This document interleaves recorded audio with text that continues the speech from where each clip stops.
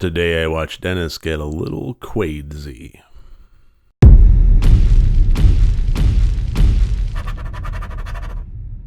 Hello and welcome to Rotted Review of the Day, and today I am taking a look at the 2019 thriller/horror movie, The Intruder.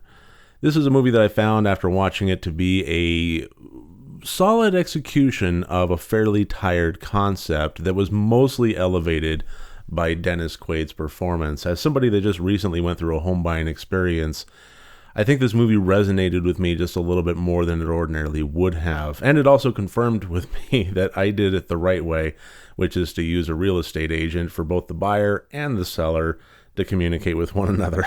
The plot of this one, it basically follows the characters of Scott and Annie Russell. Two very successful folks that live in the city, and they want to move on with that next stage of their lives and start a family. And in doing so, they want a house that will accommodate it, that isn't in the dirty, loud, tired city. So out to the country they go, out to Napa, and look at a house that apparently Annie has had her eye on for quite some time, that's been on the market for a while.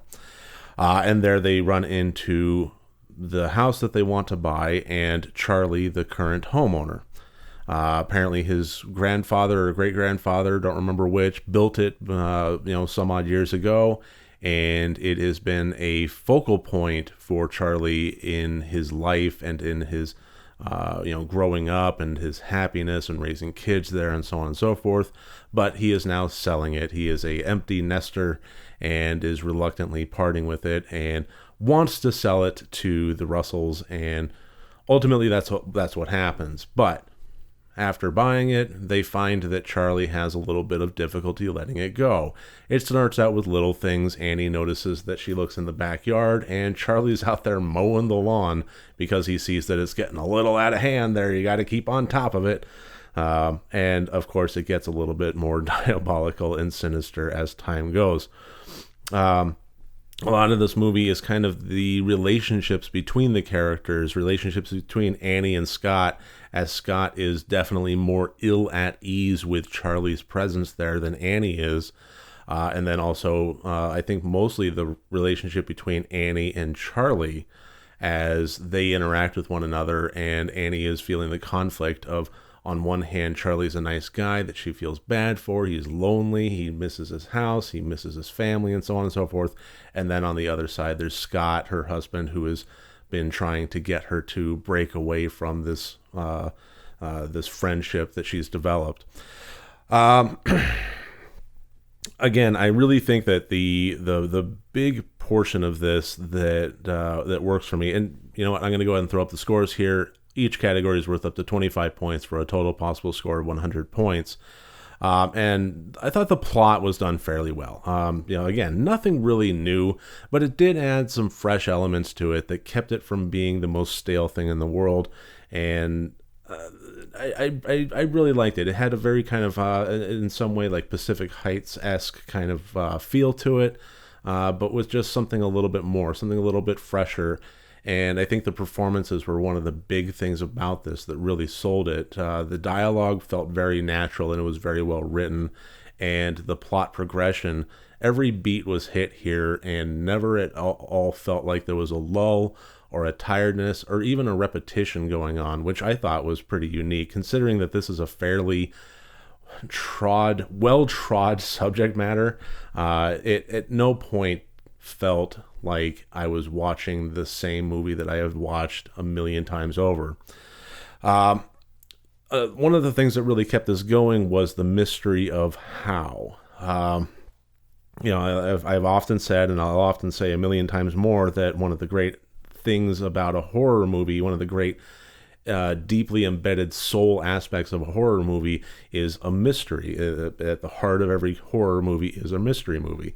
And this one doesn't really bother so much with the what. We know the what, what's going on. It's not really shy about presenting it to us as the audience. And the why is kind of ancillary. It doesn't really, the movie, of course, explains it, but it doesn't really matter. It's nice to have that kind of a bow put on it, but ultimately the why is just kind of it just is.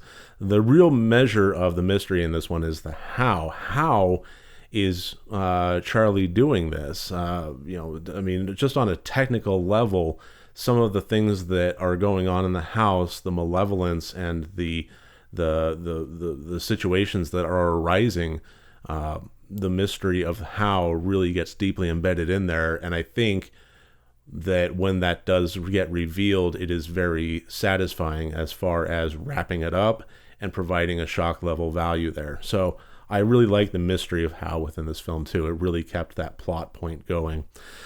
The intent, this did keep me on the edge of my seat for a good portion of it, which I thought was fairly admirable. Again, nothing new about this one terribly. I mean, obviously something fresh in it, but it still managed to eke out some good suspenseful, thriller-ish moments to it. The dynamics between the characters, like I already described, between Annie and Charlie and Annie and Scott, it was frustrating at times, but I think it was also necessary to just move the story along. This is another one of those situations where it's akin to sitcoms, where if you actually had characters that were willing to communicate with one another, then this movie would have been over in about 15 minutes flat. As it was, they let interpersonal dynamics and lack of communication get in the way until ultimately things came to a boiling point, which was, again, it's frustrating as an audience member to see as they just talk to him. Just let him explain it. Take 10 minutes and just sit down and hash it out. But again, then we wouldn't have so much of a movie.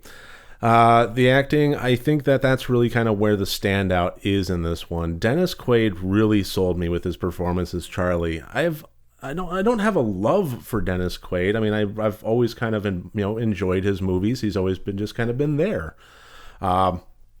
Inner Space, loved Inner Space. That was a great one, but that was kind of, he was just one part in a great, one cog in a great machine that, Martin Short and so on and so forth. Dragonheart, well, that blew except for the epic soundtrack. There was a lot of his performances that I've watched in his movies that were just kind of enjoyable. Nothing really that great, but enjoyable nonetheless. I don't have a thing for Dennis Quaid one way or the other. But this really stood out to me.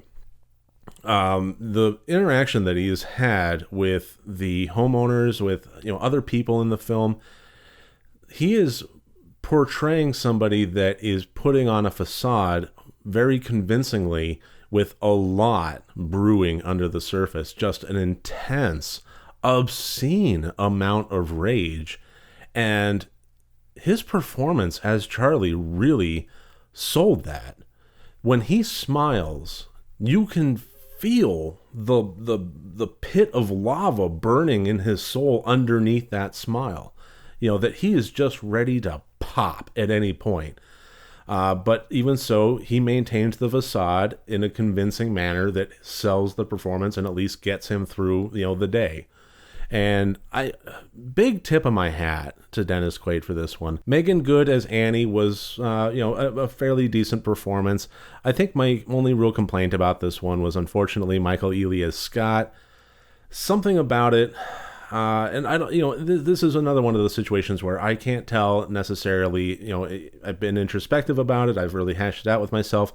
I don't know if it's not that his performance didn't get sold to me, or if the character was just simply frustrating to me. And again, this goes back to that sitcom level of communication there.